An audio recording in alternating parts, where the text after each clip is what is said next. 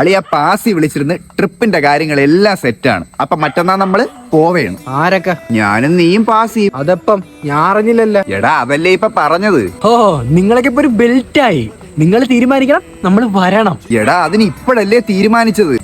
അല്ലെങ്കിൽ പുതിയ ബെൽറ്റിൽ കയറുമ്പോഴേ പഴയ ബന്ധങ്ങളൊക്കെ മറക്കും. എന്ത് മാങ്ങാണ്ടി അളിയാ നീ പറയണ? എടാ നീ ട്രിപ്പ് വരണ? ഓ വരണാന്ന് അതിനർത്ഥം ഞാൻ വരണ്ടാന്ന്. ഞാനേ ആദിന്ന് പറയുമ്പോ നീ പറയല്ല് കേട്ടാ.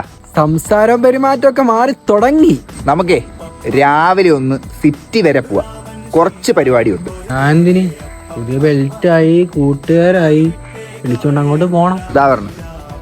ബാ നമുക്കൊരു ചായ കുടിച്ചിട്ട് വരാം. ബാ പെട്ടെന്ന് വാ, പാസി കുറെ നേരം കൊണ്ട് ഇവിടെ കാത്തു വയ്ക്കുന്നു. അല്ലെങ്കിലേ ഞാൻ പറഞ്ഞില്ല. അതെന്ത്? അല്ല നിങ്ങളെ കൂട്ടുകാർക്കിടയിൽ ഞാൻ ഒരു അധിക പെറ്റല്ലേ? അങ്ങനെയാണെങ്കിൽ നീ ഒരു കാര്യം ചെയ്.